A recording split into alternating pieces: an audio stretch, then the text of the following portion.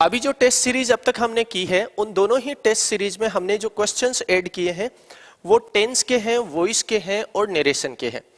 अब जैसे जैसे हम आगे बढ़ते रहेंगे, अगले सेशंस में चलते रहेंगे, वैसे वैसे क्वेश्चंस का क्राइटेरिया है वो बढ़ता रहेगा। अलग अलग टॉपिक से क्वेश्चंस आएंगे। तो आज की क्लास में अपना जो पहला क्वेश्चन रहने वाला है वो रहने वाला है आपके प्रेपोजिशन टॉपिक से।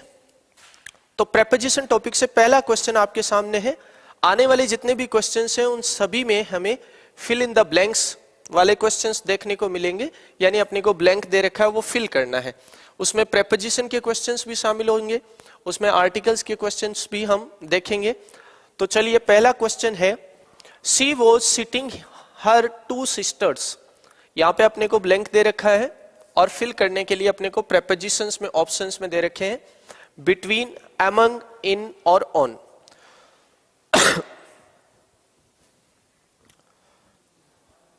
चलिए, तो सी वॉज सिटिंग, इसका मतलब है कि वह बैठी हुई थी। अब अपने को प्लेस बताना है, तो इसका मतलब है प्रेपोजिशन ऑफ प्लेस का ये क्वेश्चन है। अपने को बताना है प्लेस। आगे दे रखा है हमें हर टू सिस्टर्स।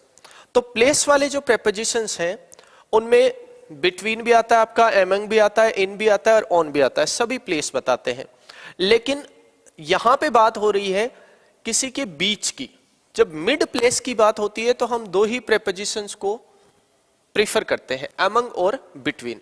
इनमें से हमें एक प्रेपोजिशन को चूज करना है।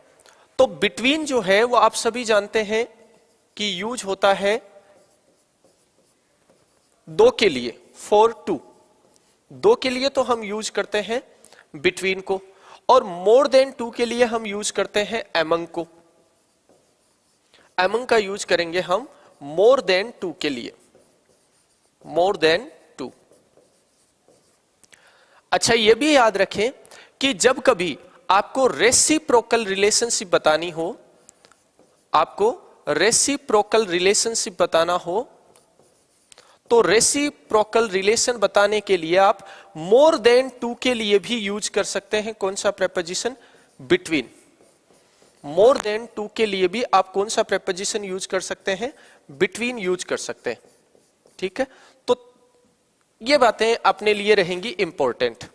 बिटवीन का यूज करते हैं हम ओनली फॉर टू, दो के लिए। दो से ज्यादा संख्या के बीच की जब बात होती है तो हम यूज करते हैं अमंग। और दो से ज्यादा संख्या हो, लेकिन जो भी दो से ज्यादा हमें, चाहे वो पर्सन दे रखे हो, चाहे वो प्लेस नेम दे रखे हो, वो सारे आपस में यदि एक दूसरे से संबंध रखते हैं उसको हम बोलते हैं रेसिप्रोकल रिलेशन, यानी पारस्परिक संबंध। तब हम मोर देन टू के लिए, यानी दो से ज्यादा के लिए भी किसका यूज करते हैं? बिटवीन का यूज करते हैं। तो यहां पे अपने को सीधा सीधा क्वेश्चन में दे रखा आगे टू सिस्टर्स, इसका मतलब दो के लिए बताना अपने को, और दो के लिए अपना आंसर क्या हो जाएगा? बिटवीन आ जाएगा। ठीक है, इनका यूज आप जानती हैं जब कोई पर्सन या थिंग पहले से किसी थिंग के अंदर हो, यानी इनसाइड को बताने के लिए हम यूज करते हैं इन को।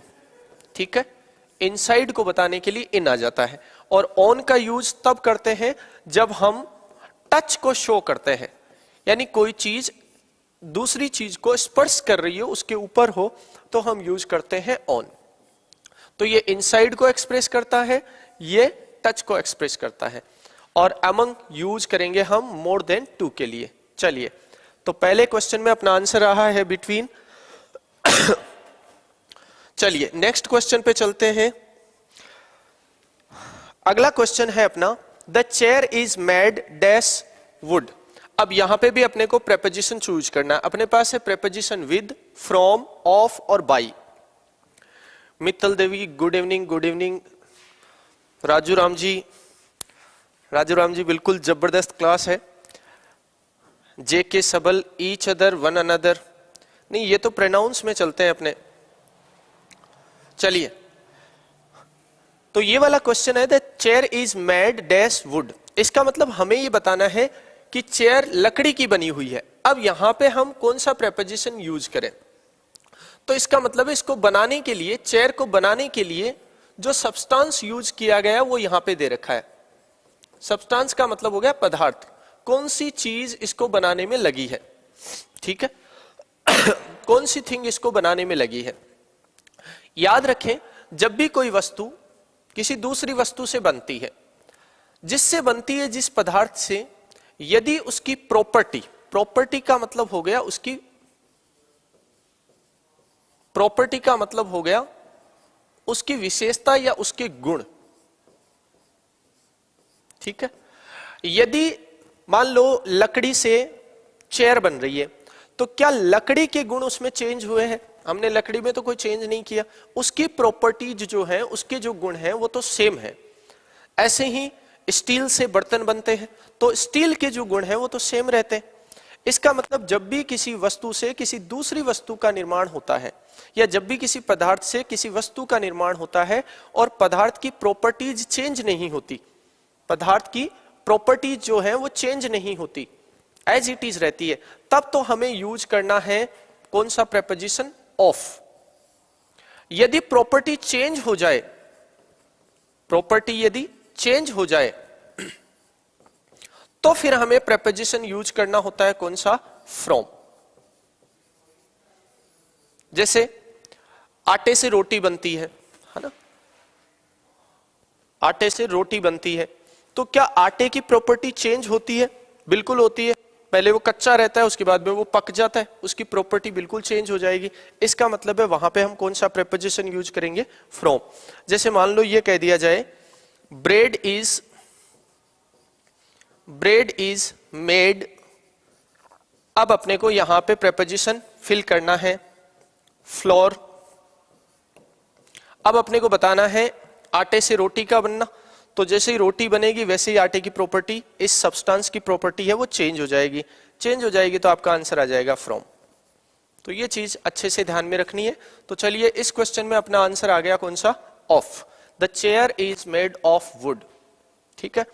ऐसे ही स्टील दे दिया जाता है, कई बार आयरन दे दिया जाता है, कई बार और किसी सब्सटेंस का नाम यहां पे दे दिया जाता है। तो प्रॉपर्टी यदि नो चेंज रहेगी तो ऑफ, प्रॉपर्टी चेंज होगी तो फ्रॉम। बढ़ते हैं अगले क्वेश्चन पे। सुनील वैष्णव, सांवरमल दोदा सर, जेके सबल, बिल्कुल ऑफ। हाँ, chapati is made from flour, बिल्कुल। चलते हैं नेक्स्ट क्वेश्चन पे। अगला क्वेश्चन है we should always believe dash in ourselves. ये काफी कंफ्यूजिंग है।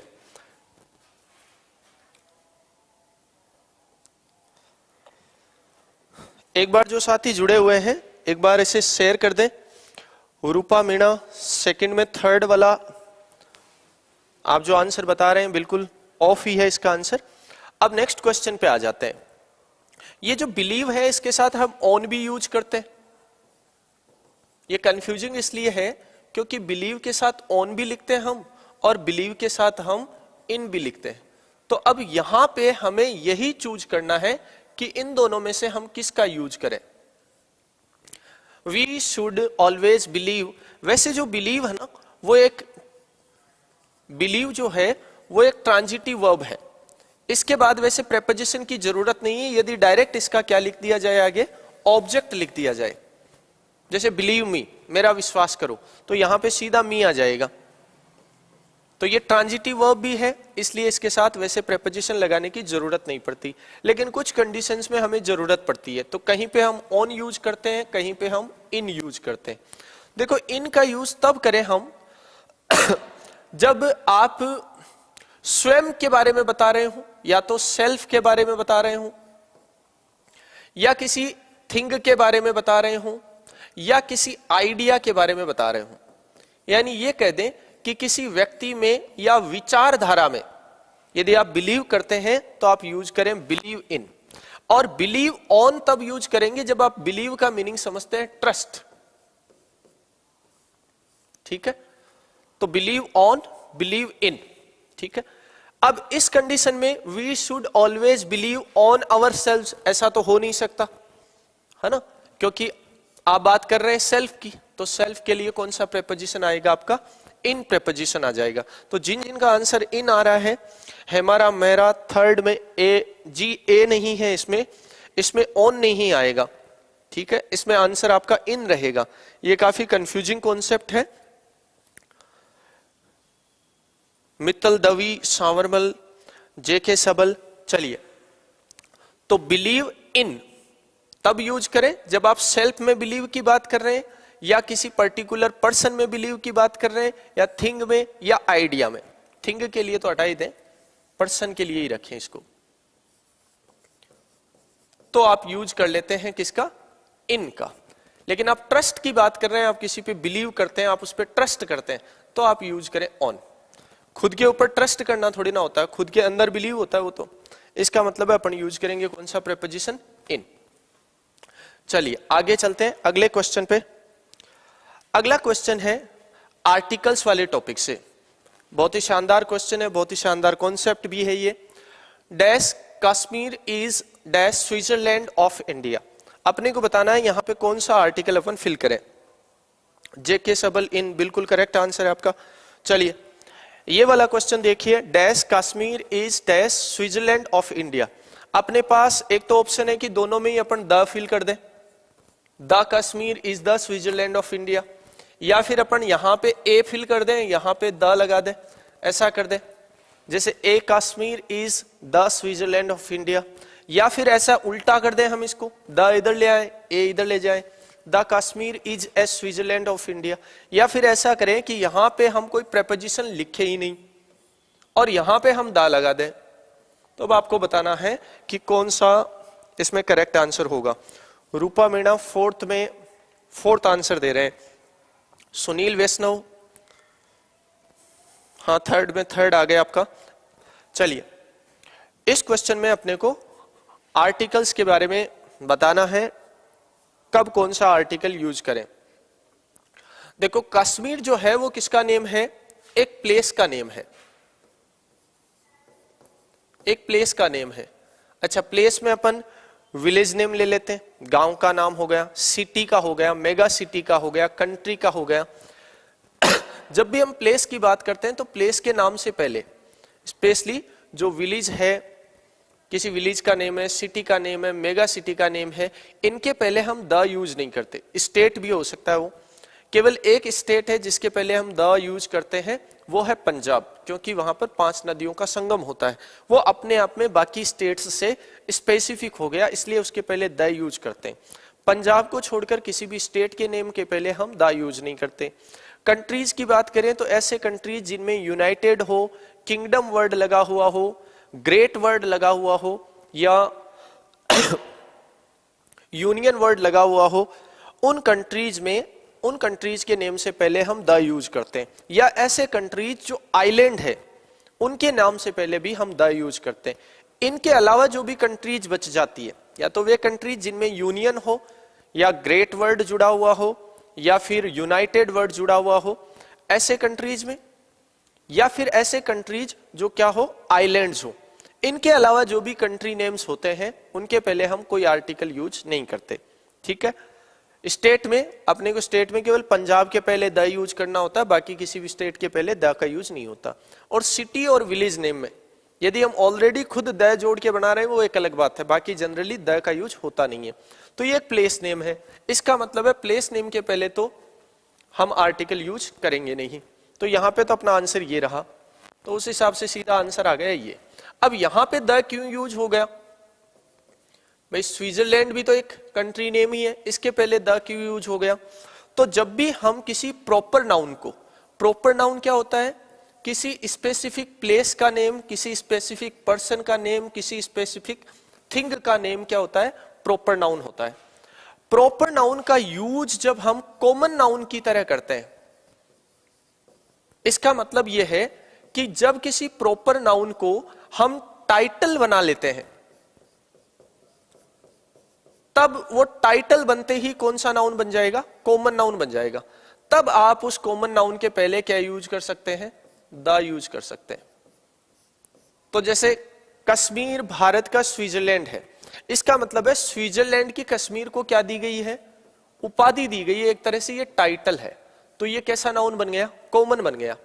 और कॉमन नाउन बनते ही प्लेस के पहले कौन सा आर्टिकल आ जाता है? द। ऐसा पर्सन के लिए भी हो सकता है, जैसे Virat Kohli is the Sachin Tendulkar of India. इसका मतलब विराट कोहली भारत के सचिन तेंदुलकर हैं। तो इसका मतलब है सचिन तेंदुलकर की विराट कोहली को क्या दी गई है, उपाधि दी गई है, टाइटल दिया गया है। तो टाइटल जो होता है वो कौन सा नाउन होता है आपका, कॉमन नाउन। तब हम उसके पहले कौन सा आर्टिकल यूज कर लेते, द। बाकी जनरली किसी भी प्रॉपर नेम के पहले कोई आर्टिकल का यूज नहीं होता। तो ये आपका प्रॉपर नाउन है, ये आपका कॉमन नाउन बन गया है, इसलिए हमने यहाँ पे द यूज किया है, यहाँ पे कोई आर्टिकल नहीं। आपका आंसर आ गया नंबर 4। जी हेमाराम जी मेहरा कह रहे हैं Kashmir is the Switzerland of India, बिल्कुल करेक्ट है। जेके सबल 4th बिल्कुल करेक्ट है आपका भी आंसर। तो ये छोटा सा कॉन्सेप्ट है, प्रॉपर नाउन्स के पहले नो आर्टिकल, लेकिन प्रॉपर नाउन्स को जब टाइटल बना दिया जाए कॉमन नाउन की तरह यूज करें तब उनके पहले हम द लगाएं। चलते हैं नेक्स्ट क्वेश्चन पे। अगला क्वेश्चन है dash tiger is a ferocious animal. अब अपने को बताना है इसमें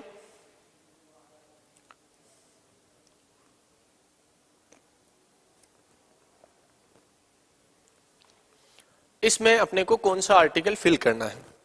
यह भी बहुत ही अच्छा कॉन्सेप्ट है, कौन सा आर्टिकल अपन फिल करें। ए लिख दें यहां पे, एन लिख दें, द लिख दें, या फिर नो आर्टिकल। देखो दो बातें कॉमन सी आपने पढ़ी होगी कि जब भी कोई नाउन इनडेफिनिट होता है, कैसा होता है, इनडेफिनिट, तब हम उसके पहले यूज कर सकते हैं ए या एन। ए तब यूज करेंगे before consonant sound starting word, consonant sound starting word. यदि कोई कॉन्सोनेंट साउंड से स्टार्ट होने वाला वर्ड आ रहा है तब तो हम उसके पहले लगा देंगे ए, किससे, कॉन्सोनेंट साउंड से। और कोई वॉवल साउंड से स्टार्ट हो रहा है तो before a vowel sound starting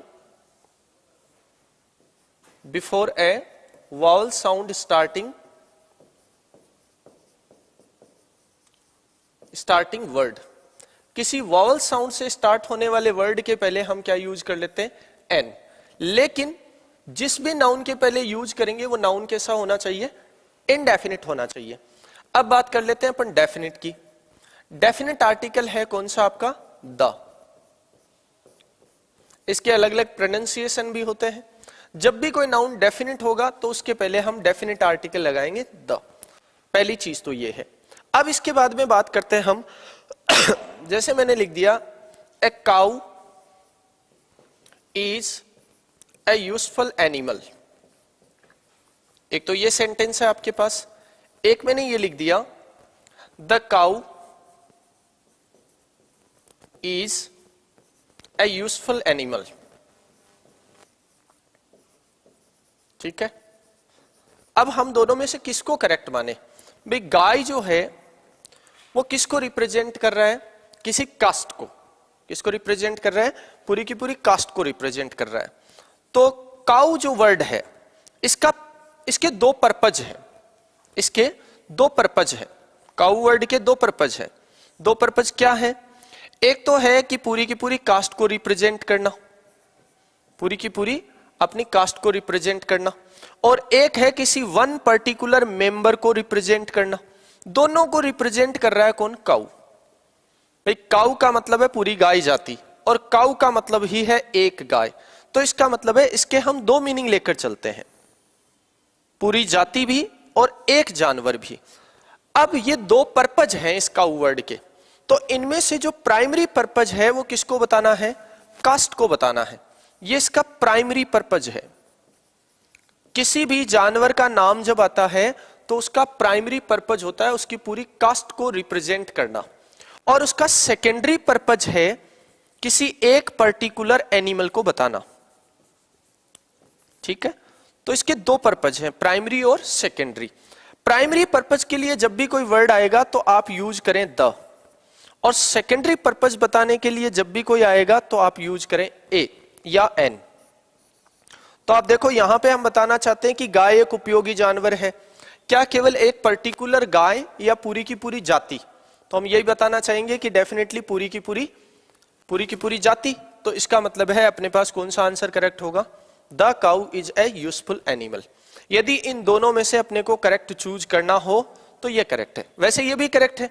यदि हम किसी एक पर्टिकुलर गाय के बारे में ही बात कर रहे हैं तो ये भी करेक्ट है, a cow is a useful animal. लेकिन ये सेकेंडरी पर्पज है, ठीक है, करेक्ट दोनों ही है, लेकिन ये सेकेंडरी पर्पज को एक्सप्रेस कर रहा है, ये प्राइमरी को एक्सप्रेस कर रहा है, ठीक।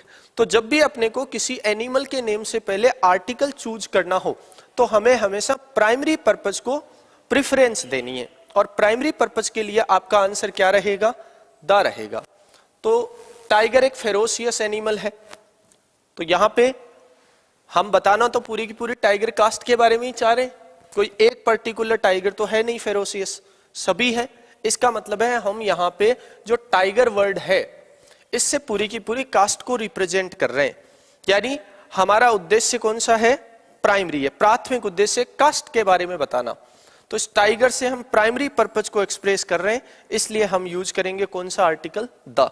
तो जिनका भी आंसर सी आ रहा है, पूजा दादी सी बिल्कुल करेक्ट है, हेमा राम मेहरा बिल्कुल आपका भी आंसर करेक्ट है, रूपा मीणा फिफ्थ में थर्ड वाला बिल्कुल, यहां पे आपका आंसर आ जाएगा द। लेकिन बात ये समझें कि क्यों द आ रहा है, ठीक है। तो किसी भी जानवर के नेम को यूज करेंगे दो पर्पज के लिए, या तो पूरी की पूरी कास्ट को रिप्रेजेंट करने के लिए या पर्टिकुलर एक को बताने के लिए। कास्ट को रिप्रेजेंट करने के लिए यूज कर रहे हैं तो ये उसका प्राइमरी पर्पज है, और किसी पर्टिकुलर एक को बताने के लिए यूज कर रहे हैं तो ये सेकेंडरी पर्पज है। प्राइमरी पर्पज के लिए आप यूज कर रहे हैं तो आप द लगाइए, सेकेंडरी पर्पज के लिए यूज कर रहे हैं तो ए या एन लगाइए। बहुत अच्छे से ये बात आपको समझ में आ गई। अब बढ़ते हैं अगले क्वेश्चन पे। अगला क्वेश्चन है अपना, they left about dash our एगो। यहां भी आर्टिकल का क्वेश्चन है, ये केवल आपका जो अभी वाला पार्ट था ना, बस इसी से क्लियर हो जाता है, ठीक है। कॉन्सोनेंट साउंड से स्टार्ट होने वाले वर्ड्स के पहले तो हम लगाते हैं ए आर्टिकल, और वावल साउंड से स्टार्ट होने वालों के पहले हम लगाते हैं एन आर्टिकल। तो देखो ये वाला क्वेश्चन, इसमें अगला कह रहा है they left about dash our एगो, इसका मतलब वे घंटे भर पहले चले गए। अब हम कौन से आवर की बात कर रहे हैं, हम किस आवर की बात कर रहे हैं, कौन से घंटे के पहले चले गए, तो वो तो हमें पता नहीं है। इसका मतलब अपने पास जो ये आवर वर्ड है ना, ये इंडेफिनिट है, और इंडेफिनिट है तो इसके पहले हमें आर्टिकल्स भी इंडेफिनिट यूज करने पड़ेंगे ए या एन में से। तो ये तो तय हो गई, अपना आंसर दा भी नहीं होगा, अपना आंसर ये भी नहीं होगा।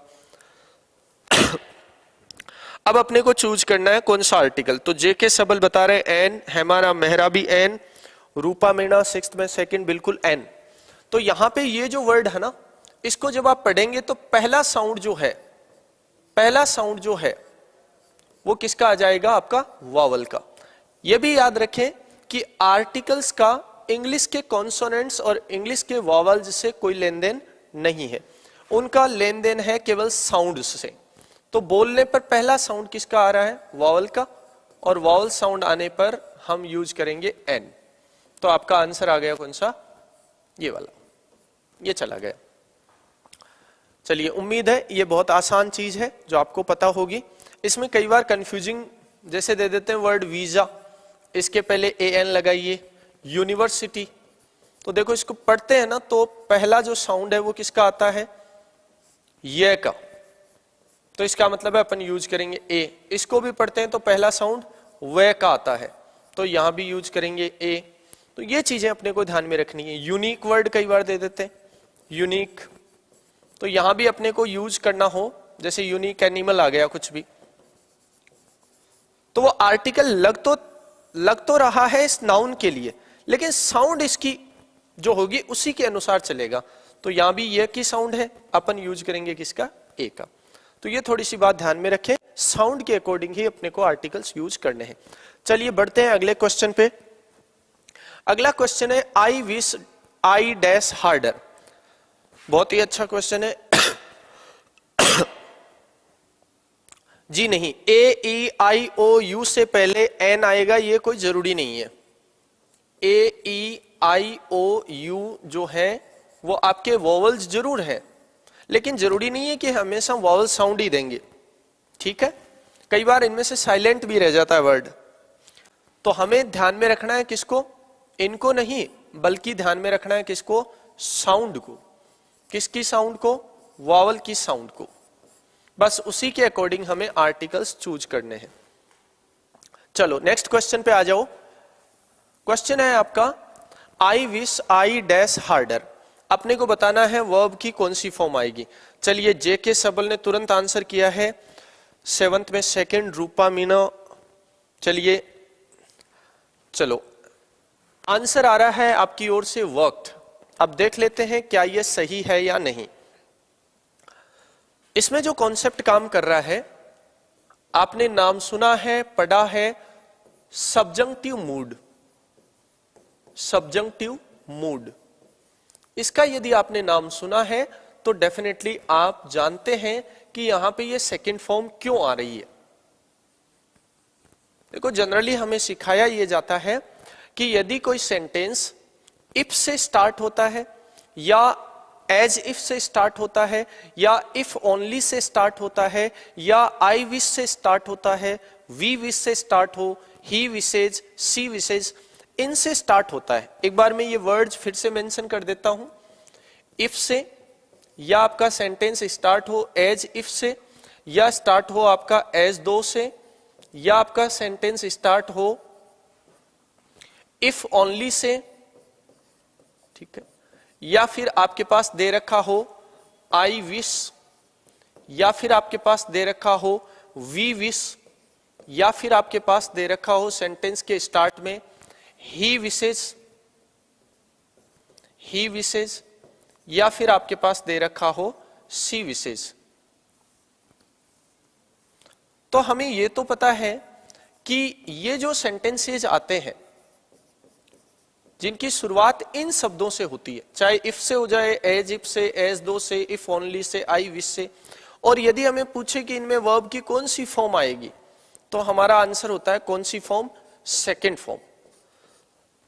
यदि आपको पूछ ले कि बी की फॉर्म फिल करनी है तो बी की फॉर्म आप केवल फिल करेंगे वर, लेकिन क्यों, कारण भी हमें पता हो। ऐसा क्यों करेंगे, तो इसके पीछे रीजन है, इंग्लिश में जो सब्जंक्टिव मूड है इसके दो टाइप है। बहुत सिंपल सी बात है, एक है present subjunctive, present subjunctive mood, और एक आपका है past subjunctive mood, past subjunctive mood. ठीक है, प्रेजेंट सब्जंक्टिव मूड का मतलब हो गया वर्ब की बेस फॉर्म। वर्ब की कौन सी फॉर्म, बेस फॉर्म। इसका मीनिंग तो अपन समझ जाए, वर्ब की बेस फॉर्म, ये तो हो गई बेस फॉर्म। जब किसी वर्ब की बेस फॉर्म का यूज आप इनडायरेक्ट ऑर्डर के लिए, इनडायरेक्ट एडवाइस के लिए, इनडायरेक्ट रिक्वेस्ट के लिए करते हैं तो हम यूज करेंगे वर्ब की बेस फॉर्म, और वो बेस फॉर्म होगी present subjunctive mood. Past subjunctive mood में हम बताते हैं इमेजिनेशन। किसको बताते हैं, इमेजिनेशन को। अच्छा, इमेजिनेशन जो है, ये पूरा यहां लिख देता हूं मैं। इमेजिनेशन दो टाइप के होते हैं, एक प्रेजेंट का इमेजिनेशन, यानी प्रेजेंट टाइम के लिए इमेजिनेशन एक्सप्रेस कर रहे हो, और एक कर रहे हो पास्ट के लिए। ठीक है, कुछ चीजें हम प्रेजेंट की इमेजिन करते हैं या फ्यूचर की इमेजिन करते हैं, कुछ चीजें हम पास्ट में जो घटित हो चुकी उनको इमेजिन करते हैं कि ऐसा होता तो ऐसा हो जाता।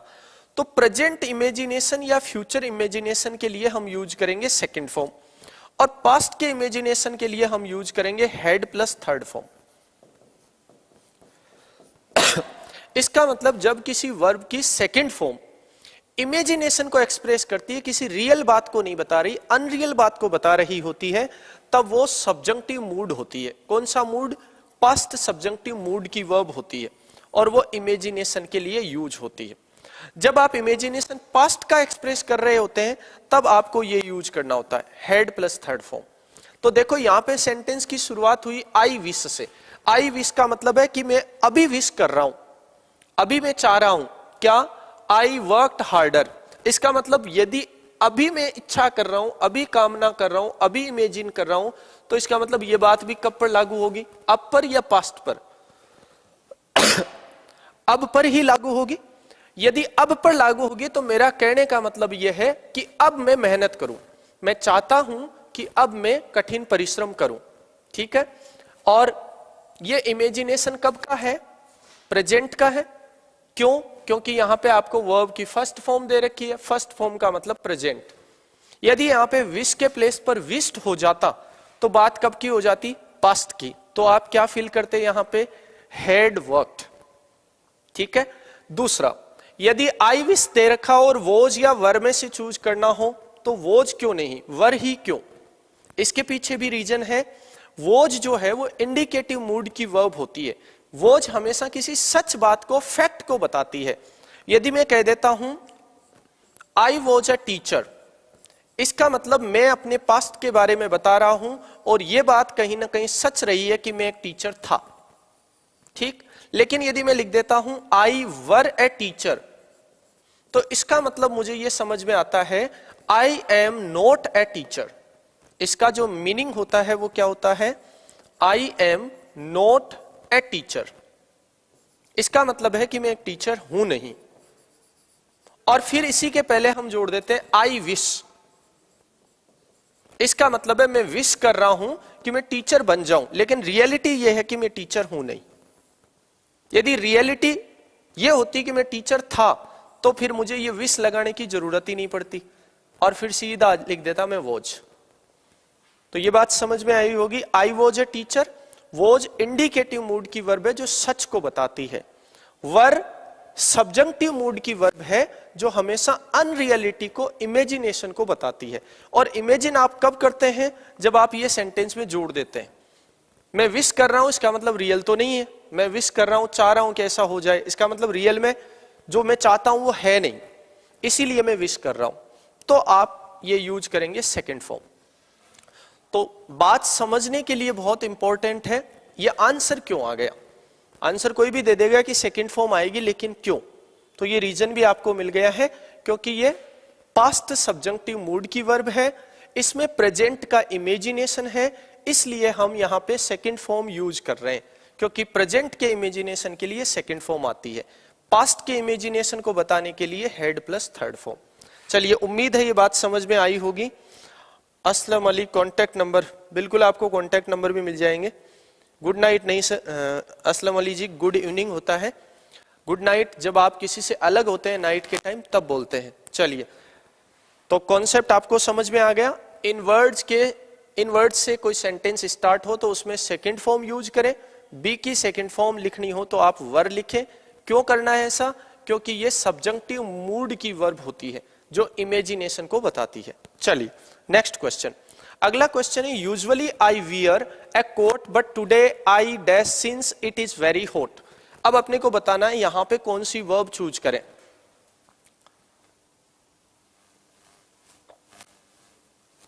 क्या लिटरेचर पार्ट भी लेके आएंगे? बिल्कुल लेके आएंगे। बहुत जल्दी ही आपकी जो टीचिंग मेथड्स की क्लास है वो होगी, कोशिश कर रहे हैं जल्दी ही आपके लिए लेकर आए। चलिए अगला क्वेश्चन जो है, usually I wear a coat but today I dash since it is very hot. अपने पास वर्ब्स है shall not wear, I am not wearing, do not wear, will not wear. तो पहले के तो ग्रामेटिकली चेक कर लो, क्योंकि सेल के साथ फर्स्ट फॉर्म आती है, नोट भी लिखा है, करेक्ट है। एम नोट और फोर्थ फॉर्म ये भी करेक्ट है आपकी। डू नॉट और फर्स्ट फॉर्म करेक्ट है। विल नॉट और फर्स्ट फॉर्म ये भी करेक्ट है। इसका मतलब ग्रामेटिकली सारे सही है। अब अपने को चूज करना है सेंटेंस के कॉन्टेक्स्ट के अकॉर्डिंग, सेंटेंस की सिचुएशन के अकॉर्डिंग। तो देखो यूजुअली यहां पे यूज कर रखा है, इसमें फर्स्ट फॉर्म दे रखी है, तो यूजुअली के साथ कौन सा टेंस आता है आपका? प्रेजेंट इंडेफिनिट टेंस, तो बिल्कुल करेक्ट है। अगला कह रहा है कि सामान्यतया मैं एक कोट पहनता हूं बट टुडे, किंतु आज। आगे लिख रहा है आई, बताना है यहां पे वर्ब, तो इसमें देखो कौन सा वर्ड दे रखा है अपने को? टुडे। टुडे आता है तो अपने पास दो ही ऑप्शन बचते हैं, या तो प्रेजेंट इंडेफिनिट आता है और या फ्यूचर इंडेफिनिट। तो इसका मतलब चारों ही ऑप्शन अभी भी अप्लाई हो सकते हैं। अब इसमें आगे लिखा है since it is very hot, इसका मतलब अगला बात कर रहा है कि अगला कह रहा है कि यूजुअली मैं एक कोट पहनता हूं, किंतु आज। अब आगे लिख रहा है क्योंकि आज बहुत गर्मी है, ठीक है।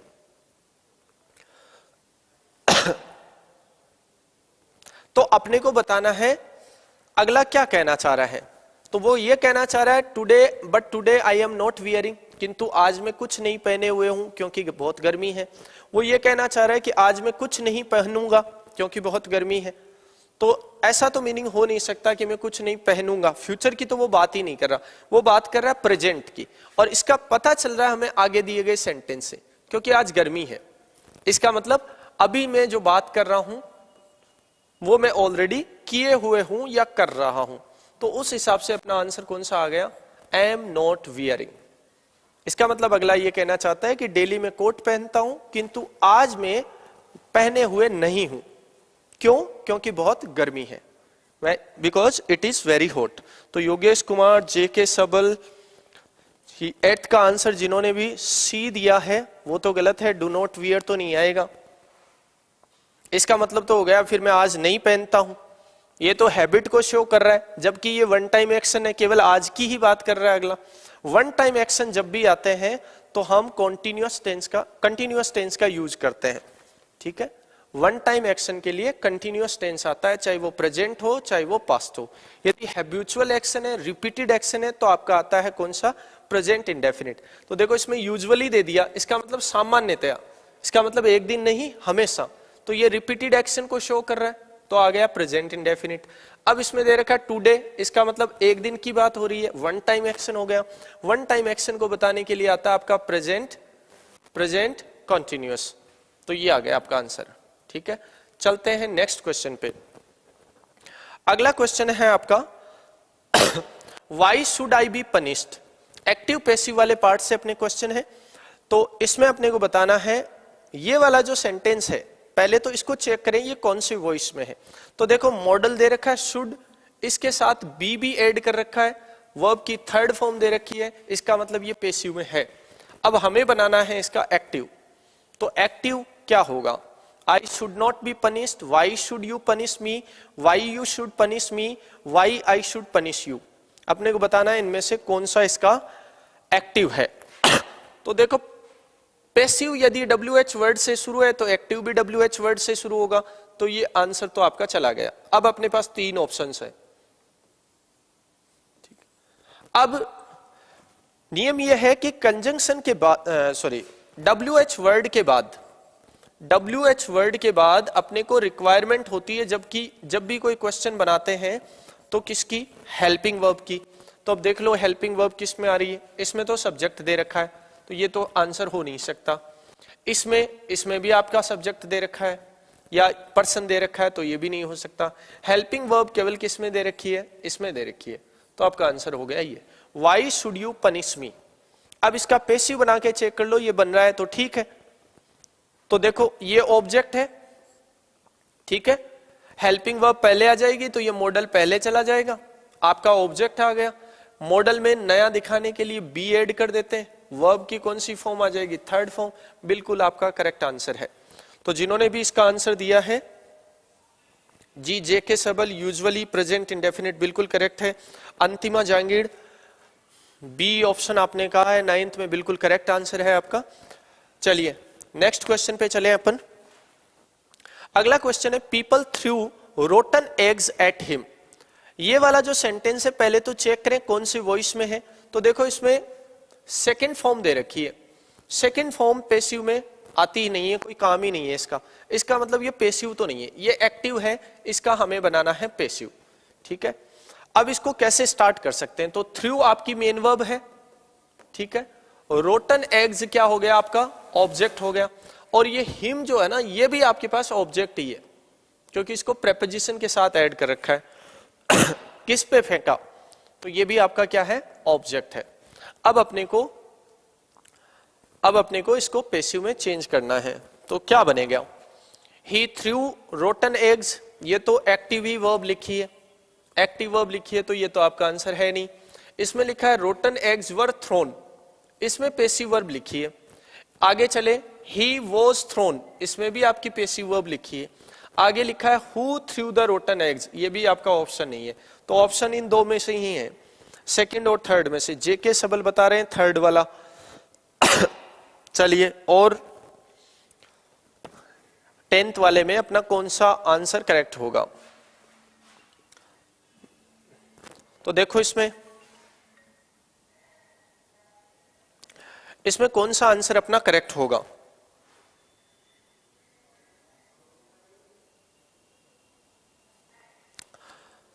अपने को बताना है। देखो, he was throne rotten eggs, तो फिर अपन किसको छोड़ रहे हैं? 8 को। ये 8 भी कहीं लगना चाहिए था, जो इसमें है नहीं, तो अपना आंसर ये भी नहीं हो सकता। तो फिर आंसर कौन सा हो गया? ये वाला। इसमें इस ऑब्जेक्ट को पहले लिया गया है, रोटन एग्स वर थ्रोन, और दूसरा जो बचा हुआ ऑब्जेक्ट है वो यहां पे आ गया, एट हिम। तो आंसर हो गया ये वाला, rotten eggs were thrown at him. चलते हैं नेक्स्ट क्वेश्चन पे। Please walk on the right, इसको भी अपने को बदलना है, पैसिव में चेंज करना है। नहीं, थ्रोन टू हिम नहीं होगा, थ्रोन टू हिम नहीं होगा, क्योंकि हम थ्रो कर रहे हैं ना, तो थ्रो करते हैं तो थ्रो करना हो गया एक तरह का कोई पॉइंट बनाना। थ्रो करेंगे तो किसी पॉइंट पे थ्रो करेंगे, और पॉइंट को बताने के लिए जो प्रेपोजिशन आता है वो आपका आता है कौन सा? 8। तो इसके बाद तो 8 ही आएगा, 2 नहीं आ सकता। डायरेक्ट आपकी चीज का कोई रिसीवर हो तो आप यूज कर सकते हैं 2। चलिए, 10th वाले में हेमाराम योगेश कुमार आप बता रहे हैं B option, on the right may be walked, इसी में बता रहे हैं क्या? चलिए, योगेश कुमार बता रहे हैं A, please walking on the right. Passive बनाना अपने को। देखो, प्लीज वाले जो भी सेंटेंसेस आते हैं ना, प्लीज और काइंडली से स्टार्ट होने वाले, इनमें पैसिव केवल प्लीज का बनता है, और प्लीज का पैसिव बनता है यू आर रिक्वेस्टेड टू। ये अपने को देखना है कहां पे है। तो देखो, एक ही ऑप्शन में दे रखा है, यू आर रिक्वेस्टेड टू। उसके बाद में जो भी सेंटेंस हमें दे रखा है वो वापस ऐड कर दें, walk on the right.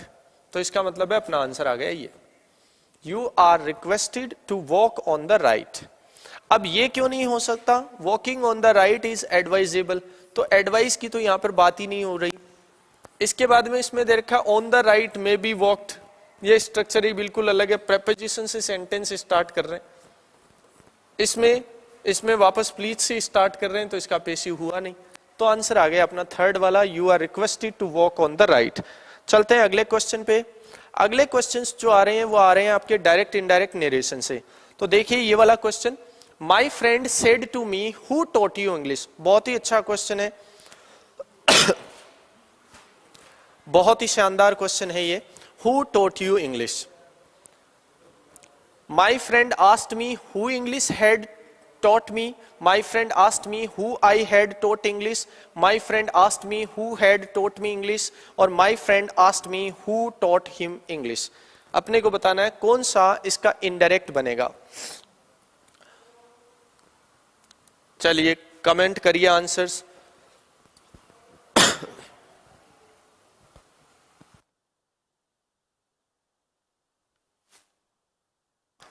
Ajay Bharti, Ajay Munna 358 MS26, चलो आपका आंसर आ रहा है 1।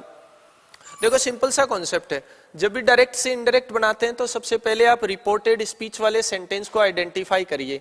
ये आपका सेंटेंस आ रहा है कैसा? इंटरोगेटिव। इंटरोगेटिव सेंटेंस आएगा तो आप यहाँ पे रिपोर्टिंग वर्ब में सेड और सेड टू के प्लेस पर क्या यूज कर लोगे? आस्क्ड। तो सभी में लिखा हुआ है, चारों ही ऑप्शंस में अपने आस्क्ड है। इसके बाद में जो भी ऑब्जेक्ट आपका वो सेम रहेगा। अब अपन पहुंच गए यहाँ पे चाहिए अपने को कंजंक्शन, और यदि WH वर्ड वाला सेंटेंस है तो आपका कंजंक्शन भी WH वर्ड ही होगा। तो बिल्कुल करेक्ट दे रखा है यहां तक सभी में। आगे बढ़ जाते हैं। कंजंक्शन के बाद में आपको चाहिए होता है सबसे पहले सब्जेक्ट। क्या इसमें सब्जेक्ट दे रखा है? बस यहीं से मिस्टेक स्टार्ट हो जाती है। देखो मैंने आपको बताया था कि पैसिव बनाते हैं तो मार्किंग करते हैं, वो मार्किंग यहां भी जरूरी है। ये क्या है? आपकी मेन वर्ब है। मेन वर्ब के बाद जो कुछ भी आएगा वो ऑब्जेक्ट होगा। सब्जेक्ट हमेशा कहां आता है? मेन वर्ब के पहले आता है। तो मेन वर्ब के बाद वाला ये भी ऑब्जेक्ट है और ये भी ऑब्जेक्ट है, तो इसका मतलब है इसमें कोई सब्जेक्ट है ही नहीं। तो नहीं है तो सब्जेक्ट का प्लेस छोड़िए। सब्जेक्ट के बाद में क्या चाहिए होता है? वर्ब चाहिए होती है। तो वर्ब की यहाँ पे कौन सी फॉर्म दे रखी है आपको? Second form. सेकेंड फॉर्म का मतलब past indefinite tense. Past indefinite को चेंज करते हैं अपन पास्ट परफेक्ट में, पास्ट परफेक्ट का मतलब हो गया हैड प्लस थर्ड फॉर्म, तो हु के बाद जिसमें हैड टोट दे रखा होगा वो आपका आंसर हो जाएगा करेक्ट। तो देखो इसमें आई दे रखा है जबकि सब्जेक्ट तो था ही नहीं अपने पास, तो ये तो आपका चला गया। इसमें हु के बाद इंग्लिश दे रखा है, अपने पास सब्जेक्ट था ही नहीं। इसमें देखो हु टोट, इसमें वर्ब को चेंज नहीं किया गया और इसमें चेंज कर दिया गया है सेकंड फॉर्म को हेड प्लस थर्ड फॉर्म में, तो अपना आंसर आ गया कौन सा, ये वाला थर्ड वाला। My friend asked me who had taught me English. चलिए अजय भारती ए, चलो जिनका आंसर ये वाला है वो करेक्ट है, बहुत ही अच्छा सेंटेंस है ये। इसमें क्या है कि सब्जेक्ट नहीं दे रखा है, कंजंक्शन के बाद आपको लिखना चाहिए सब्जेक्ट, वो है नहीं इसमें, तो फिर आप क्या करें, तो सब्जेक्ट को छोड़िए सीधा आप वर्ब पे आ जाइए, तो सीधी वर्ब दे रखी है इसमें, ठीक है। इस टाइप के क्वेश्चंस आपसे पूछे जाते हैं एग्जामिनेशंस में। चलिए नेक्स्ट वाला है, माई cousin said I will be here tomorrow. Simple सा सेंटेंस है, आपको चेंज करना है इसको इनडायरेक्ट में, तो क्या आंसर होगा। तो सबसे पहले तो अपने को क्या करना होगा, इस सेंटेंस को आइडेंटिफाई करना होगा, इसको पहचानना होगा। तो इसको पहचान लिए कैसा सेंटेंस है आपका, ये सेंटेंस सब्जेक्ट से स्टार्ट है, फुल स्टॉप पे एंड है, इसका मतलब ये सेंटेंस है आपका एफर्मेटिव। अब बिल्कुल इजीली आप इसे चेंज कर लें, एफर्मेटिव हो और यहां पे आपको सेड अकेला ही दे रखा हो, तो फिर आप सेड को चेंज नहीं करते, सेड का सेड ही रह जाएगा। तो देखो सभी ऑप्शंस में अपने को सेड ही दे रखा है। इसके बाद में आप पहुंच गए कंजंक्शन पे, कंजंक्शन आपका एफर्मेटिव आने पर कौन सा आ जाता है, दैट आ जाता है, तो आपके पास लगभग सभी में ऑप्शंस में दैट ही दे रखा है। कंजंक्शन के बाद में आपको चाहिए सबसे पहले सब्जेक्ट, तो देखो इसमें वर्ब कौन सी है, बी है, और सब्जेक्ट आ रहा है आपका कौन, आई, फर्स्ट पर्सन है, आपका फर्स्ट पर्सन चेंज हो जाएगा सब्जेक्ट से आरवी में, रिपोर्टिंग वर्ब में, तो आंसर क्या रहेगा, माई कजिन लिखा है इसमें, माई कजिन सिंगुलर ही मान लेंगे, तो इसको ही से चेंज करने पर आंसर भी ही आएगा। तो देखो इसमें भी ही, इसमें भी ही, इसमें भी ही, इसमें भी ही।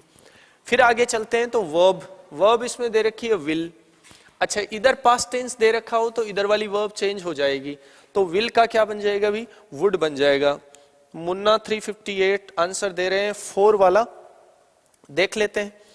तो इसमें विल है, विल का बन जाएगा आपका वुड, वुड देखो इसमें दे रखा है, इसमें दे रखा है, इसमें दे रखा है, इसका मतलब ये वाला आंसर तो आपका गया, फोर्थ वाला तो हो ही नहीं सकता। फिर आगे बी दे रखा है इसमें, इसमें भी बी है, इसमें भी बी है। अब हियर, हियर जो है वो टाइम प्लेस वाला वर्ड है, टाइम प्लेस वाले जो वर्ड आते हैं उनमें से प्लेस को बताने वाला वर्ड है, तो हियर को भी अपन चेंज कर देते हैं किसमें, देयर में। तो देखो इसमें दे रखा है आपका, इसमें नहीं दे रखा, ये भी हट गया, इसमें नहीं दे रखा, ये भी आपका हट गया, आपका आंसर आ गया सेकंड वाला। My cousin said that he would be there again the next day, tomorrow है, टुमारो को चेंज कर देंगे नेक्स्ट डे में, तो बिल्कुल आसान सा आपका जवाब आ गया। अजय भारती अब आंसर दे रहे हैं बी, बिल्कुल करेक्ट आंसर है आपका। चलिए next question, the man said to his grandson never tell a lie, बहुत अच्छा सेंटेंस है ये भी, इसको भी हमें डायरेक्ट है इनडायरेक्ट में चेंज करना है। तो देखो यहां पे सबसे पहले जो सेंटेंस है उसको पहचाने आप, जो रिपोर्टेड स्पीच में दे रखा है, ये कैसा सेंटेंस है, तो नेवर से स्टार्ट होके फुल स्टॉप पे जो एंड होता है वो होता है आपका इंपेरेटिव सेंटेंस। कौन सा सेंटेंस हो गया, इंपेरेटिव सेंटेंस। अब इंपेरेटिव जब आता है तो आप क्या यूज करें, तो नेवर से स्टार्ट होने वाला इंपेरेटिव आता है तो मोस्टली आप यूज करते हैं या तो प्रोहिबिटेड वर्ड इधर सेड या सेड टू के प्लेस पर, या आप यूज करते हैं प्रिवेंटेड वर्ड। तो देखो प्रोहिबिटेड एक ही ऑप्शन में दे रखा है, लेकिन आगे भी इसको चेक करें क्या ये सही ऑप्शन है या नहीं। तो आगे बढ़ गए हम, ग्रैंडसन, ग्रैंडसन आ गया, यहां पे आ गए हम, क्या चाहिए अपने को, कंजंक्शन। हेमा राम जी मेरा 13 में बी, बिल्कुल। अब नेवर से शुरू होने वाला सेंटेंस जब भी आएगा ना तो आपका कंजंक्शन लगता है फ्रॉम, कंजंक्शन के बाद ये नेवर वर्ड हट जाता है और जो भी वर्ब आपको दे रखी होगी उसकी आईएनजी फॉर्म आपको लिखनी होगी, तो बिल्कुल ऐसे ही दे रखा है, इसका मतलब आपका आंसर है ये करेक्ट। तो सेकंड नंबर जो आपका ऑप्शन है वो करेक्ट रहेगा इस सेंटेंस में। जेके सबल ने भी आंसर दिया है सेकंड, बिल्कुल करेक्ट आंसर है आपका। चलिए नेक्स्ट क्वेश्चन, चलिए आज सभी टाइप के क्वेश्चंस को शामिल किया गया है। तो आज अपने को वोकैब के क्वेश्चंस भी देखने हैं। सबसे पहले है इडियम फ्रेजेस वाले चैप्टर से, उस टॉपिक से क्वेश्चन है आपके पास है कि इडियम फ्रेज में से आ रहा है once in a blue moon. इसका अपने को करेक्ट मीनिंग बताना है। देखो यहां पे जो फ्रेज या इडियम अपने को दिया जाता है उसका इडियमेटिक मीनिंग ही अपने को बताना होता है। इडियम यदि दे रखा हो तो उसका इडियमेटिक मीनिंग अपने को बताना होता है, या फिर जो फ्रेज का मीनिंग है वो फ्रेज का मीनिंग अपने को चूज करना है। तो इसमें दे रखा है once in a blue moon. Blue moon का मतलब होता है नीला चंद्रमा, है ना। वंस का मतलब हो गया एक बार। तो ये तो इसका जो शाब्दिक अर्थ है, लिटरल मीनिंग बोलते हैं इसको, वो लिटरल मीनिंग हो गया once in a blue moon. इसका मतलब नीले चंद्रमा में एक बार। ये तो इसका शाब्दिक अर्थ है।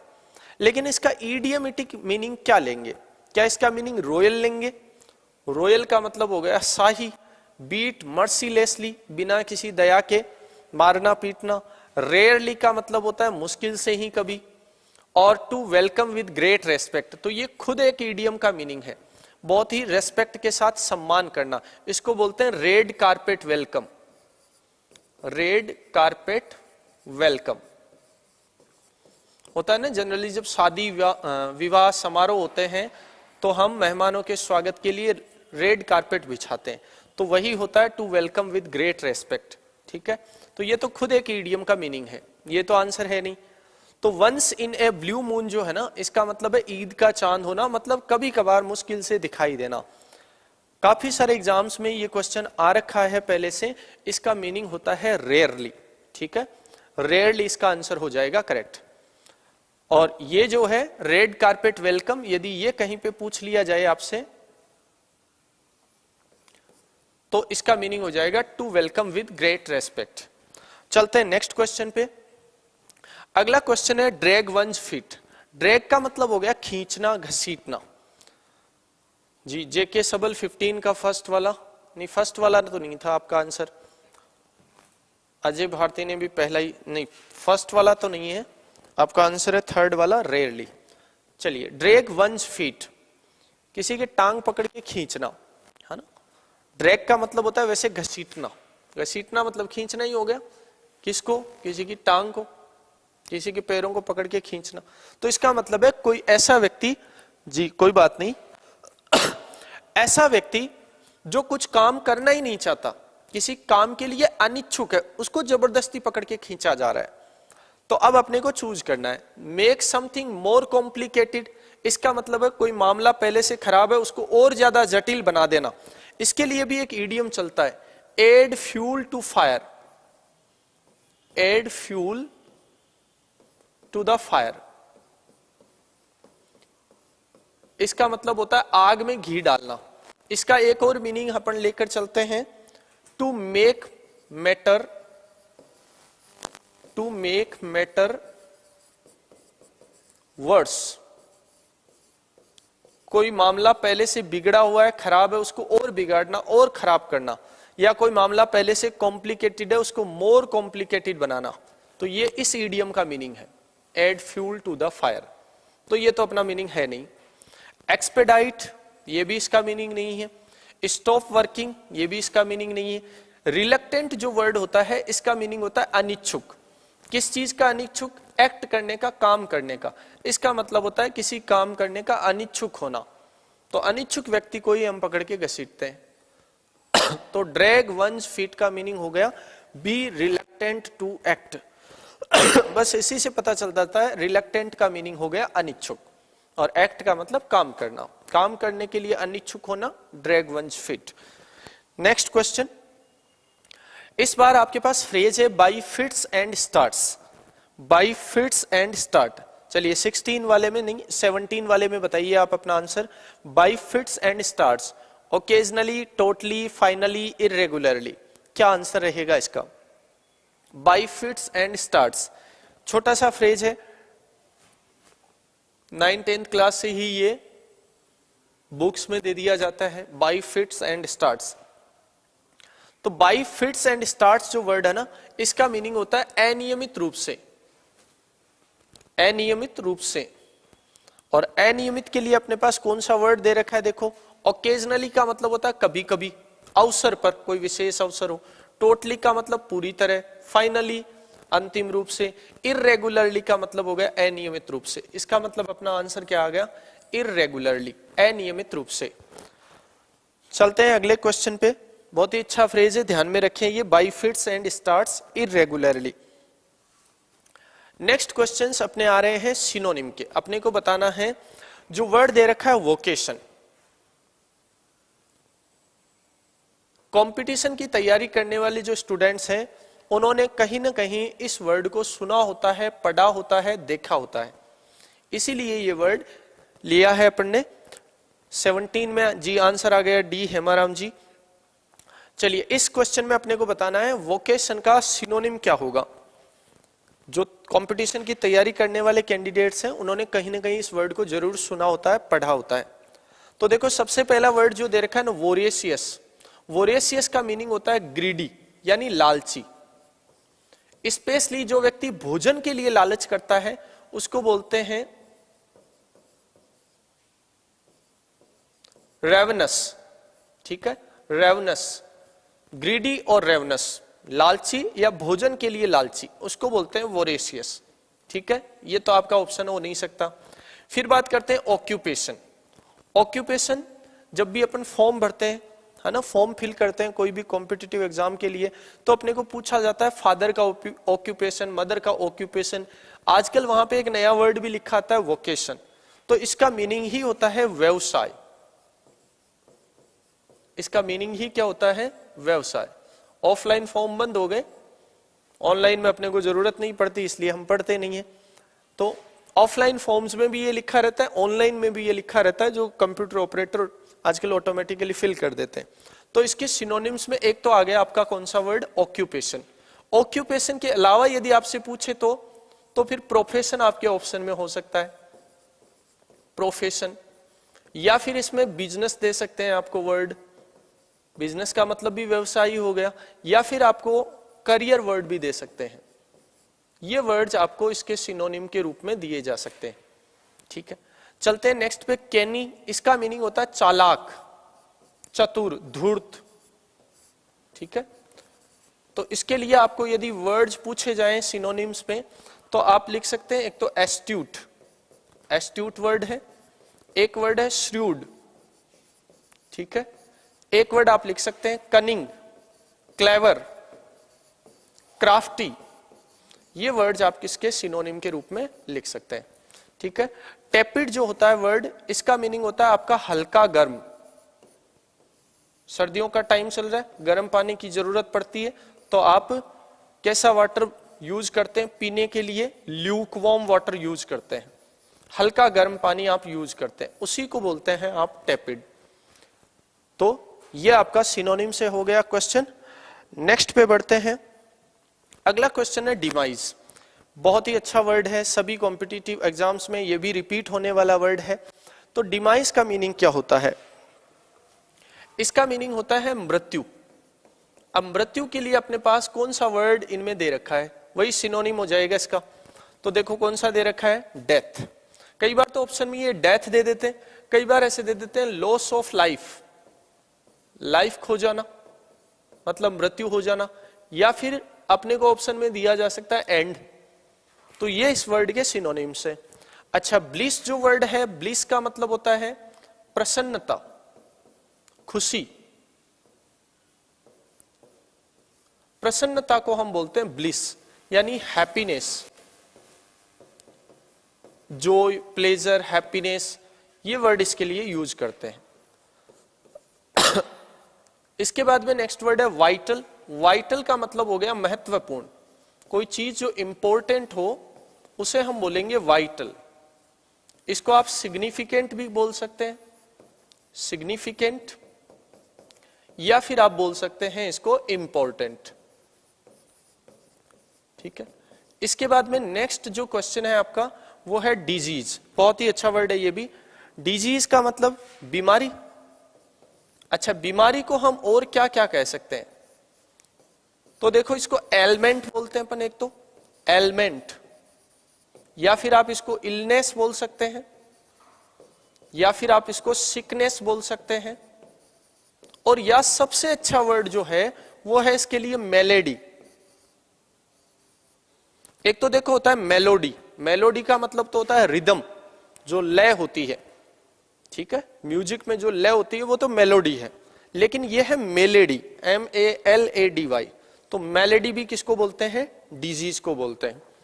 तो बहुत ही अच्छे वर्ड्स हैं ये भी, आप ध्यान में रखें। आपका आंसर आ गया डेथ। अगले क्वेश्चन पे चले अपन। अगला क्वेश्चन है आपका गार्निश। गार्निश का भी आपको बताना है सिनोनिम। गार्निश का क्या मीनिंग है? तो गार्निश जो वर्ड है इसका मीनिंग होता है सजाना। अब सजाना के लिए हम कौन से वर्ड यूज करते हैं?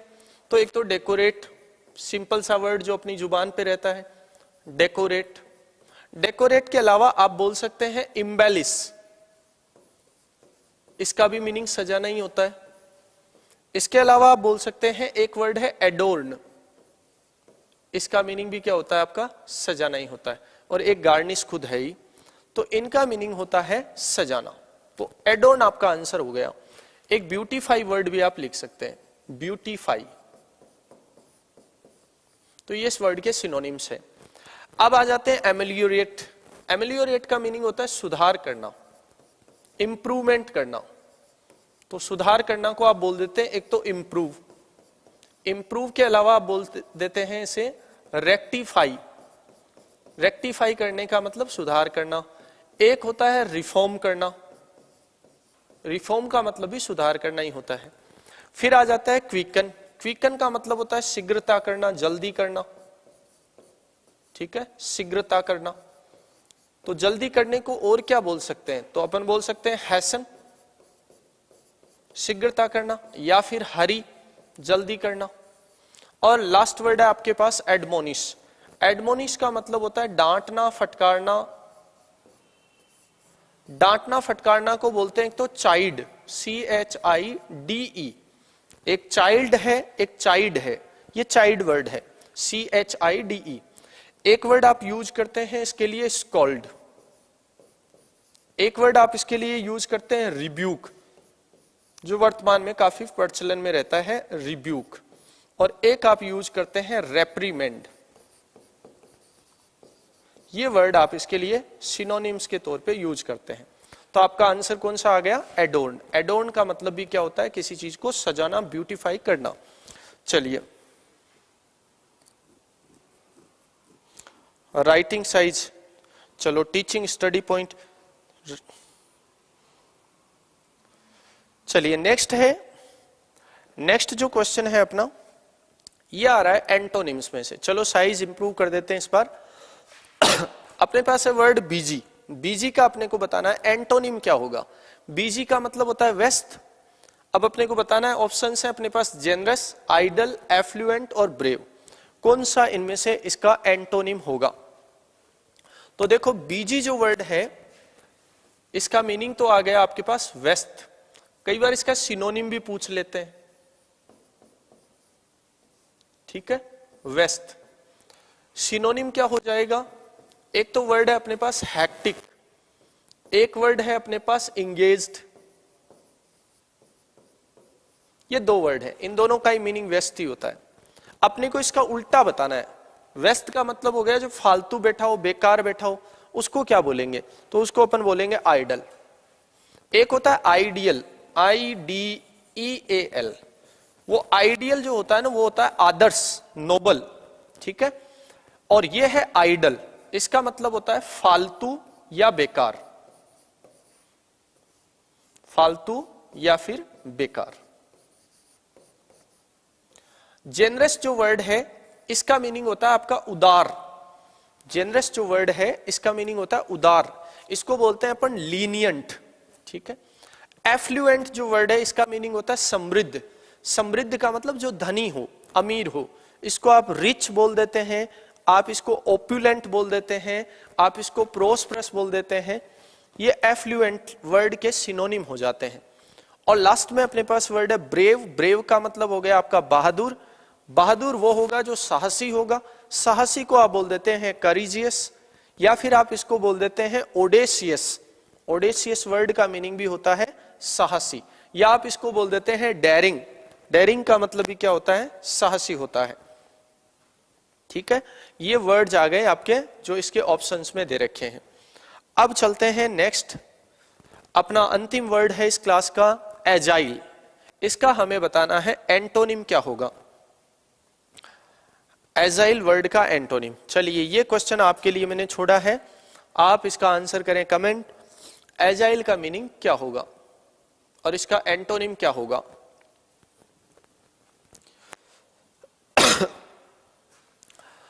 तो देखो एजाइल जो वर्ड है ना, इसका मीनिंग होता है फुर्तीला, चुस्त। इसका मीनिंग हो गया आपका फुर्तीला। अब अपने को इसका एंटोनिम बताना है, इसका ऑपोजिट वर्ड बताना है, तो क्या आंसर हो जाएगा? तो इस बार कमेंट आना शुरू हुए। मुन्ना 358 जी 22 में बताना है, 21 में तो आ गया आंसर। सत्येंद्र यादव,